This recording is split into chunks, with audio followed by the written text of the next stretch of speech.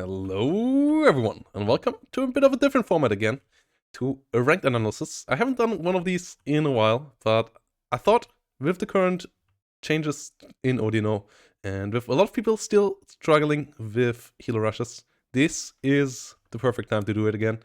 And we're doing a ranked analysis, and we're doing it about a game where I got Helo-Rushed, and I had to stop my enemy doing Helo-Rushing me, and I played the Berlin Command division that doesn't have the most amazing AA, but it is decent enough in my eyes. And my opponent is playing 39th, a division that is quite known for at the moment for the Mi-24K rush, assisted by Su-25s and Su-27s in the sky.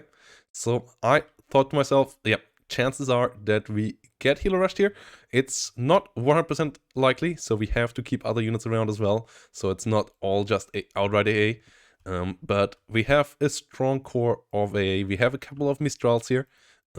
We have a couple of pivots in the center. So in general, we have 4 Mistrals, 2 pivots, 1 Javelin, and 2 Trackers. So around 1/3, slightly less than that, invested into the AA part of this.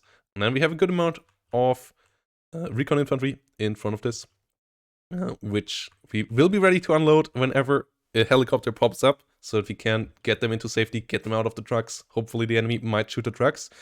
And then behind us, we have Berlin light rifles and some classic Milans to really hold the standard positions here on the right side of death row. This house here is super important. You want to hold on to this part of the forest as well. If possible, go in here, but obviously against Helo rushes, that is tough. So unloading a bit further behind is the option, and then getting something into the forest here up north with the BGS to win the forest fight there as well. And yeah, our enemy really went for a bit of a Helo rush, not full on out. Well, I guess you can see there's still a couple of BMP3s. So having some ground forces is still important. Odleni, Podechki in the south, but we have 3 strong helicopters from the get-go. And we also, as you can see, don't have 1,500 points here. This is because the enemy had planes coming in as well. So let's play it out here a bit, and let's see what is happening. And the reason why we go for a Mistral combo with the guns is that the gun versions, AA, like the TRM 2000 especially, and the pivots as well, they are there for stunning down the enemy. They always get the stun on helicopters really quickly. They dealing okay damage, but the Mistrals are there for getting the finishing blow, getting the kills, whilst the pivots stun down the enemy helicopter and stop them from murdering my manpads if they get a shot off. And yeah, Su-25 coming in, getting my recon helicopter, but I got a glimpse of the Mi-24K. I know what's going on, so I will not move my recon units up there too close to the front line. Will be a bit more defensive here. Detachment A over here has to be a bit taking cover as well a bit. Whilst down in the south, we have the last Mi-24 coming around as well. Su-25 around here. Coming in with a hit, gets my Milan 2. That was clumsy play by me. But we now have 2 Mistrals around. First, going for the Mi-24K. Over here, this assistant AA helping out, pinning down the enemy helicopter here. As we get the Mi-24K down to 1 hit point. Su-22 bomber coming in now. My Mistrals, a bit of a mismicro there at this position. You always want to split up your manpads a bit of spacing there. Could have been better. I tried to last second move them apart far enough from each other, but with the current hit of a 500 kilogram bomb, it was not far enough, so the kill still happened here for my enemy. And that was a bit of a setback here. We got the shutdown on his Mi-24K over here though, so thanks to the Javelin, so the amount of manpads was just enough. As you can see here, we have a tumbling down Mi-24K, Su-22, quite big investment, and yes, you will take losses against an air rush like this. The key is not giving the enemy super valuable targets. Like if you have the feeling, like you never should put a super heavy tank on your deployments in a matchup like this against a division that can do this to you, as them running an Su-22 currently or an Su-25 on top of it will just be too costly. And yeah, here we go, getting some good hits. And at the same time, as I said, like we started with a deployment that still can't pivot into a normal ground fight as well. If the enemy doesn't start with an air fight, you still need to have enough on the ground. Like, obviously, you can go all into AA and set it all up, but that won't... in rank, that's not feasible, as then if the enemy doesn't go for it, you're just completely screwed. Mistral down here in the south gets another hit, so that's a good positioning as well. Mistral, really, really strong manpad, the best manpad in the game currently. And their helicopter here has to disengage. And that's where we bring in our CV. They don't have one as either, so yeah, saying, oh yeah, you have to come for us. As you can see here, these cheap AA guns, like all of the really cheap 20mm, they don't do much damage. Even against helicopters, they don't do a fantastic amount of damage, but they keep them stunned. And they keep them tumbling, allowing us to get our cheap interceptor in here now. Harrier coming in, will go for the hunt here. And that should dismantle that Mi-24K. Meanwhile, our ground-based infantry is just holding the line. We don't need to do anything fancy. We just need to trade well in the air. And we will have the advantage on the ground anyway. So no necessity to deal with the fights. Focus on the air fight first. Don't give up too much ground. You can't fall back behind this. Otherwise, they will just be able to entrench. You can't allow that. But you have to focus on not letting them getting the victory here. So S25 being pushed back. The kill on the 2 Mistrals took away our killing power, so I knew I had to replace them. 2 Mistrals replacements coming in here now. We have some more Stingers coming in the north as to really get the killing power onto the Su-25s. Manpads pretty powerful against these low-flying planes late at the moment, especially after the nerf to plane armor. The 5 damage manpads pretty powerful against these. Together with the pivot, they usually should get the kills. Berlin light rifles here doing the job. Detachment A helping out. Like, we have the advantage in infantry fights. The enemy trying to take the fight here is a big mistake for them. Now Milan 2 gets the kill onto the BMP3. And yeah, you can be confident on the ground. If the enemy invests that much into the air, you can be confident on the ground. If the enemy does take a fight there, it's a mistake by them. So go and take it here. But we have this 30-point unit. Once more pinning down enemy helicopter. Might get even close to killing it. It doesn't have veterancy, it doesn't have much though. So yeah, the Mi-24V will be able to escape, but that's not its job here. The job of these super cheap 20mm guns is to keep the enemy helicopters from engaging you easily. And just keeping them stunned at the moment. Engineer Flash and VGS in the north holding the ground. Su-25 gets the kill there, but it's only 30-point units, so not too important. We get the advantage with the earlier CV. As we also now get the Stinger kill onto the Su-25. Yeah, the manpads, as I said, you will have to endure punishment, but the trade for the example there, once more, absolutely worthwhile. Enemy got with 1 infantry kill out of it, and they got the 30mm, the 20mm unit over here for 30 points, but they lost an Su-25 AT. That is quite the expense, and we got it killed. We now also start to really lock down the airplay here. We got a couple more javelins, and now we can invest into the ground. We have enough AA anywhere to kill a single plane whenever they come in with one. And even if they come in with 2 planes, they usually should not be cost efficient if they lose one of those planes now. Harrier here. I know the enemy is invested into the air. They shouldn't have much on the ground, so they go for the Su-25. For the Mi-24 there, Su-25 coming in, getting the kill onto the Harrier. Fair trade. Harrier is a cheap fighter. Mi-24 is not quite a cheap helicopter, and they don't get too many of those.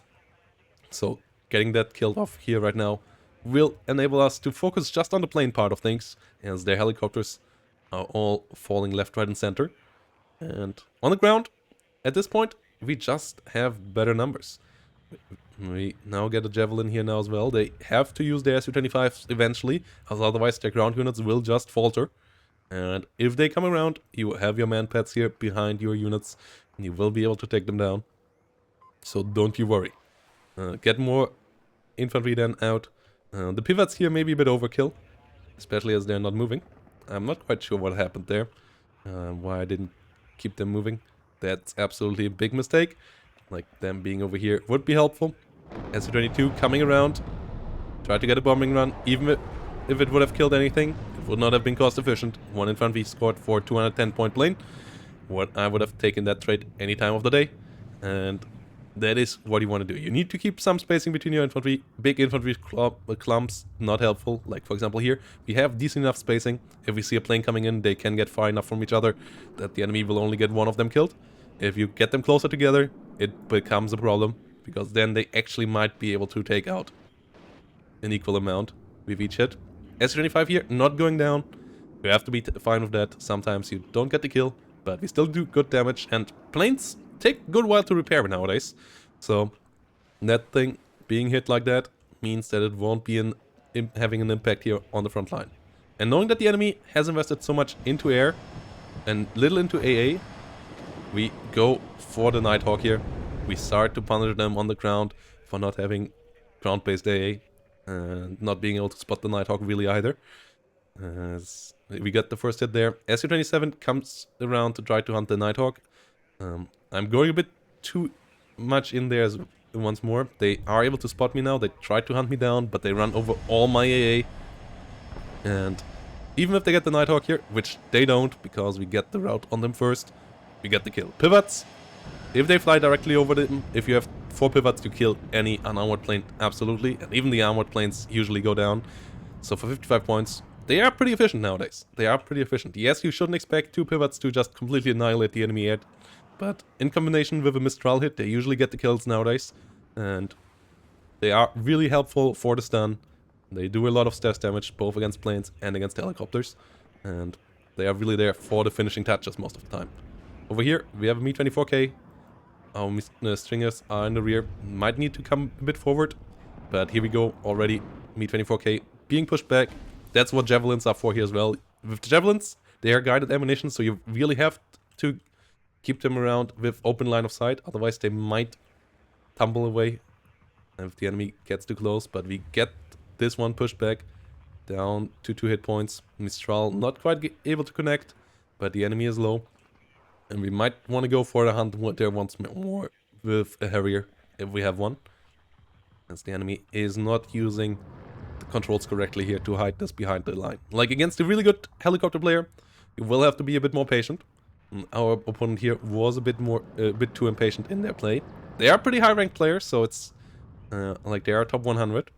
Like this is not a noob playing against me here, but they didn't quite use the correct controls here. There is now a hotkey, for example, that you can set up for changing altitude of your helicopter so that you can hide them behind tree lines and so on.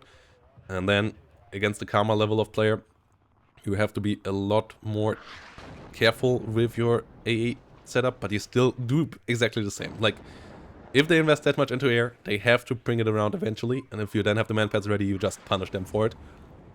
But because otherwise they will just lose on the ground. Like every ground combat here, we have taken the better trades so far, and you should be able to do that as well if the enemy invests so much into the air. So you have to, they have to throw it at you, and then you just kill it with the man pads. Or with your Harriers if necessary. 30mm guns, still perfect at killing helicopters. Everything with less than a 30mm gun, you should not use for helicopter hunting unless you're absolutely certain there won't be any repercussions. Like something like a F4 Phantom. Their missiles, you have to get lucky there to get them in one pass.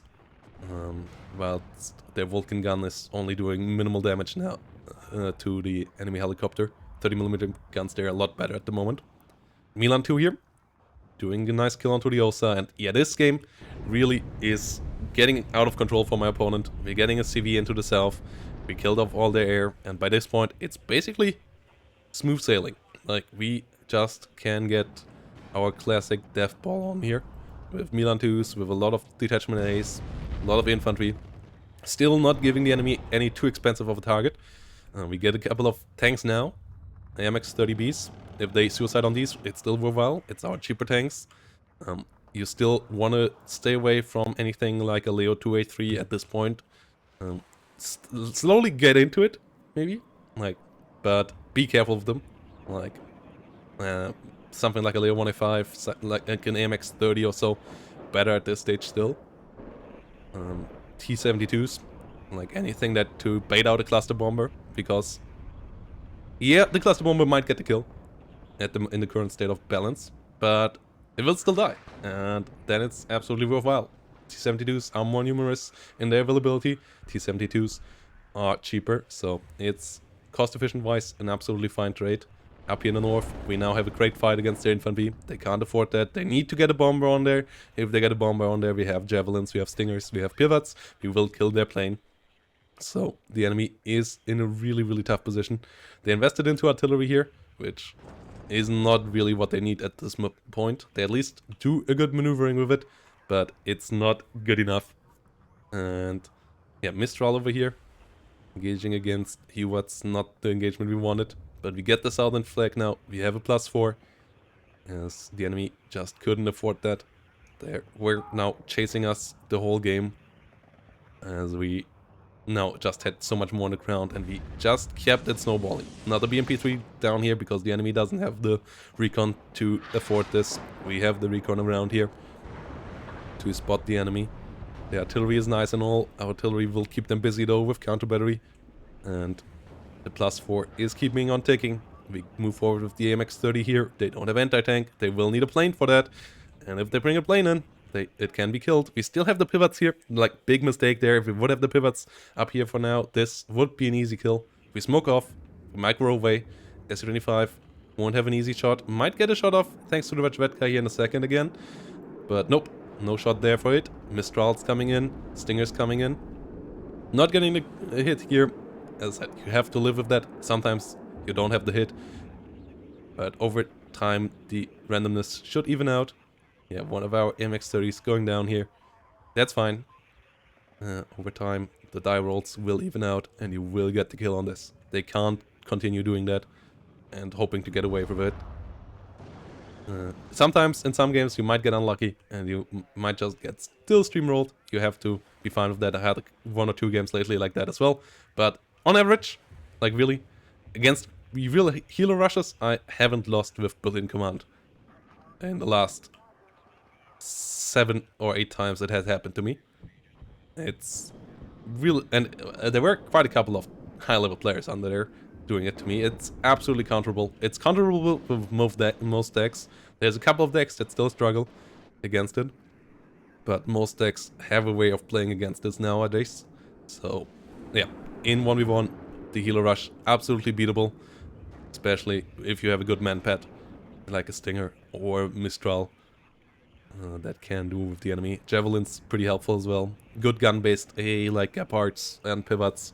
Really, really potent as well. Against Apache divisions, the enemy still potentially can out micro you there, as we get the kill here with the Nighthawk.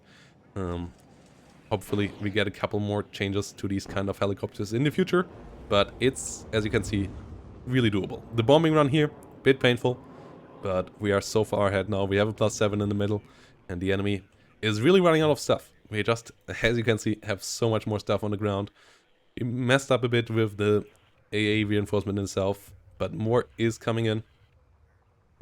Yeah, still no pivots here. This really biggest mistake. We could have killed 1 or 2 more planes if these would have been on the front line by now.